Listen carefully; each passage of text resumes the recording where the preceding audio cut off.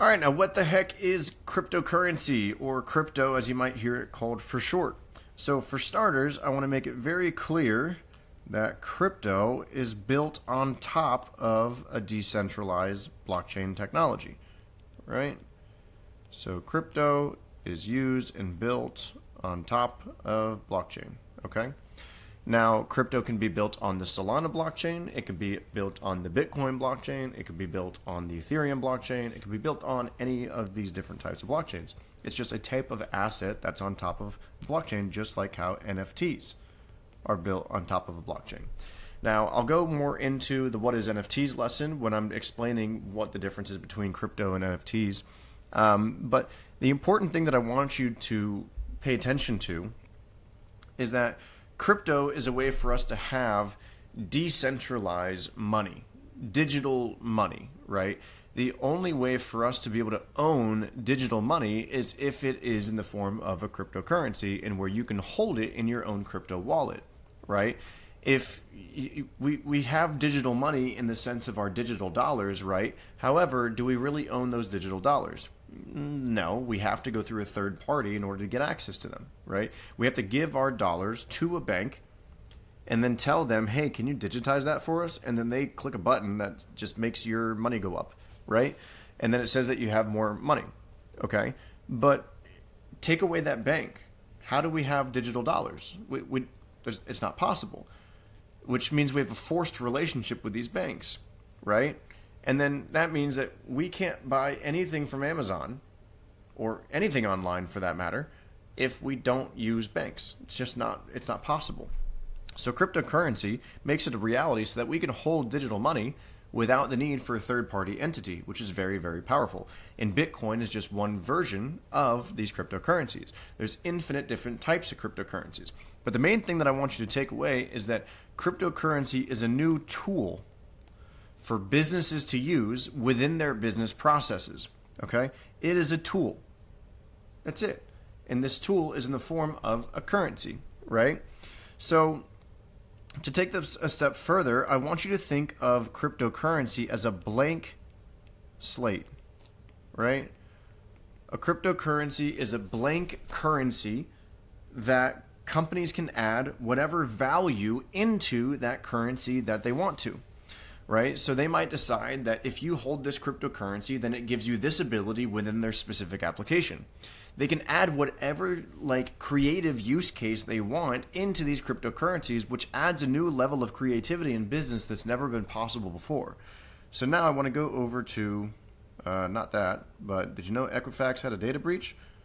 And Sony and Target, all these other things, which is, and this is what a metadata farm looks like. And anyways, that is one reason why you need crypto.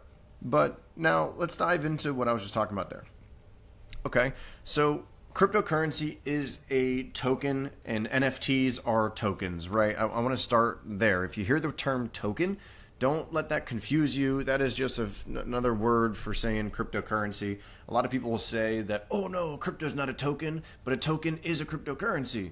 Or a token is a crypto, but it's not a crypto, whatever. It's the same thing, and you get into semantics and you're just going to confuse people. But a lot of people say that, ERC-21s are tokens on Ethereum. But if you hear somebody say tokens, they mean crypto. If they say crypto, they mean tokens. But there are non-fungible tokens, which are NFTs, and there are fungible tokens, which are cryptocurrencies. We'll dive into that in the lesson when we talk about NFTs. So let's take a cryptocurrency or a token, and let's compare it to what most people would compare a cryptocurrency to, which would be a stock. Now, on the left here, we have a pitcher, and this pitcher is full of value.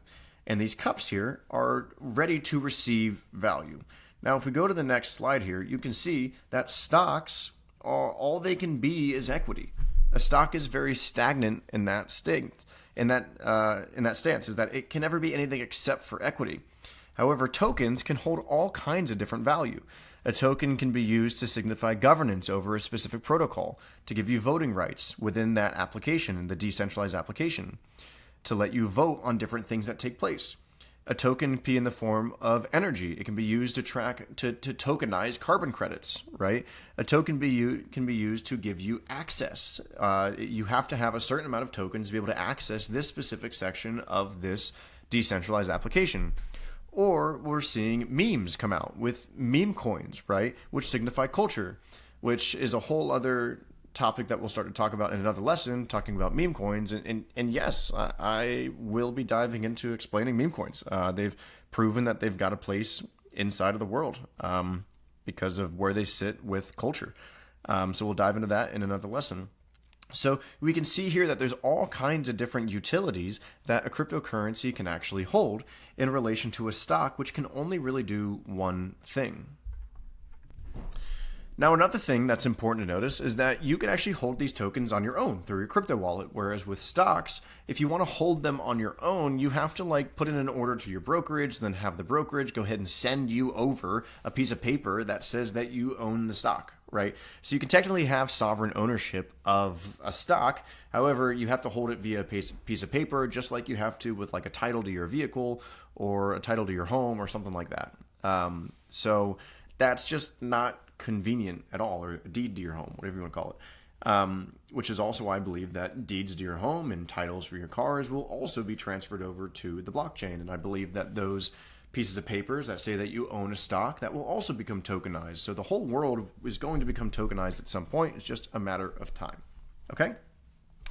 So now let's go over to the next example. So the question I get all the time is, okay, well, we already have these digital currencies such as Sky Miles or World of Warcraft Gold or Fortnite V-Bucks and all these different things. Well, why do we need these cryptocurrencies if we already have these? Well, for starters, Delta Sky Miles can't be traded against the US dollar. World of Warcraft Gold can't be traded against the US dollars. Neither can Fortnite V-Bucks. And why is that? Well, the reason for that is because we don't know what the supply is of these things, and there's no transparency over what that supply schedule is like. We have no idea. And if we have a price of something, that means that price is created based on supply and demand. And if 50% of the supply is, we have no idea what that is, it's a mystery, well, we can't create a price. We just can't, because supply is unknown, and supply could be printed to infinity, right? So that's one side of things. So with Bitcoin, we know that there's 21 million Bitcoin. With Ethereum, technically we can have infinite Bitcoin. But if you look into the tokenomics of Ethereum and the release schedule and how new Ethereum is brought out into the world and how Ethereum is also burned, it also evens out to where we actually have Ethereum that's deflationary at times. Won't dive into all of that there. We're going to go down a rabbit hole. However, with Delta Sky Miles, the other thing to pay attention to is, or with all of these on the left side, is that you also don't own it. Right? It doesn't leave Delta's database. It doesn't leave World of Warcraft's database or Blizzard. It doesn't leave Fortnite or Epic Games, I think. It doesn't leave their database. These currencies, if you will, don't leave their database at all. It stays within their centralized database. So if they wanted to shut you down so that you don't have access to it anymore, they could do that at any point in time. However, if one of these companies were to pay you in Bitcoin or pay you in Ethereum or pay you in Sol, then you would then have that, and that would be given to you. Or if Delta were to create their own Sky Miles reward cryptocurrency, they would give that to you. Because what happens if you get up all these Delta Sky Miles points and they just decide, oh, you're not allowed to have access to Delta anymore, you can't fly. Well, now all those Sky Miles points that you've been earning over all of these years just go to zero. You just have them all and you can't do anything with them. You can't sell them. They're attached to your account. And if your account gets banned, you can't go sell that account to somebody else. You just racked up all of these points for nothing. And to go a step further with you guys, I actually want to... And to go a step further with you guys on this, I want to actually go ahead and ask you guys, what exactly is money? Because I think that's very important when you're thinking about cryptocurrency, right? Because you're thinking oh, it's intangible. I can't see it. I can't touch it. I can't sniff it. I can't taste it. I don't know why you'd want to sniff it or taste it. I don't know where it's been. But if you're wondering what is money, in my perspective, it's just a system of energy transfer, right? I have stored energy in the form of money that I've earned over time through my physical energy or through my mental energy or through my leveraged energy, through leveraging softwares or anything like that.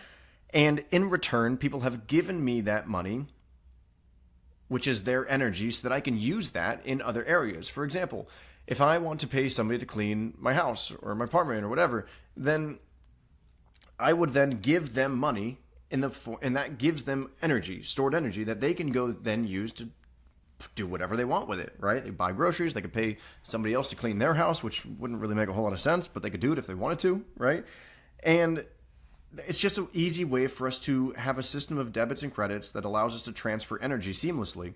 That way, if I want you to clean my house, then I don't have to then reciprocally go clean your house as well. I could just give you money instead. It's a convenient way for us to actually have a system, right? And if we look at the different types of money that we've had in our lives, we've traded livestock, we've had cowrie shells, we've had sticks with certain notches on it that's used as a system of debits and credits. We've used gold bars. We've used all kinds of different ridiculous things. I say gold bars, ridiculous things.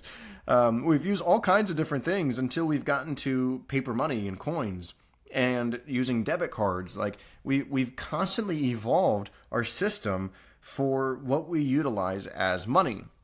I want to ask you the question: do you believe that we found the perfect system for value transfer? Do we believe that this current monetary system is the best way that we can possibly do it, or is there a new way? And I really challenge you to think about that. And if there is a better way, then what else is working on it right now other than cryptocurrency and Bitcoin and Ethereum and all of these other different cryptocurrencies out there? There has to be a better way than what we have right now. We've got the individuals in Venezuela that are literally utilizing their dollar bills from their fiat dollars, and they're not really dollars, but they're fiat, like Venezuelan pesos or whatever they're called, as like burning materials so that they can burn it. It's like literally sitting in the ditches because it's been inflated so bad. All of there's so many countries out there that have just destroyed the value of their fiat currency to absolutely nothing. So, and we're currently experiencing inflation like crazy. A gallon of milk used to be worth $0.25, and now it's worth like, what is it, like $4 in some areas, sometimes more. So yet we haven't had an increase in the minimum wage really much at all. It's at like 7 something for the federal in the US right now. So the system is broken and we need a new system. And cryptocurrency is the only system that is currently being worked on at the moment to create a better financial system for ourselves. And if we keep going down this current rabbit hole, then we've had the rise and fall of different nations with the world reserve currency shifting from like different currency to different currency, now to the US with the US dollar, and we're consistently going to run into this cycle of new world orders taking place. And if you want to learn more about this stuff here, then you can look into The Changing World Order, which is a great book by Ray Dalio, which dives into all of these different previous world powers that took place and then fell. And right now we're looking at the decline of the U.S. and the increase of the Chinese, except now the Chinese run into some problems as well. But if you want to dive into all of that and how I believe that cryptocurrency can come in and kind of like help to change this cycle, then dive into that book. And then also dive into the Bitcoin Standard by Safe. I don't know how to really say his name. Safe. Geez, I'm just going to look it up.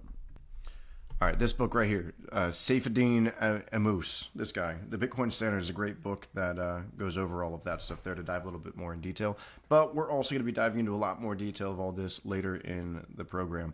But if you think about it, if these cycles end in war every single time, do we really want to keep running into a situation where we have wars taking place when these new world orders end up taking over with the continued increase in weaponry that we have and the dangers of it?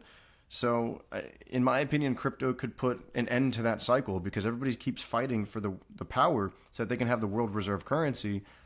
And who knows, maybe Bitcoin and cryptocurrency can help to put an end to that. And we no longer run into this vicious cycle. So I guess time will tell.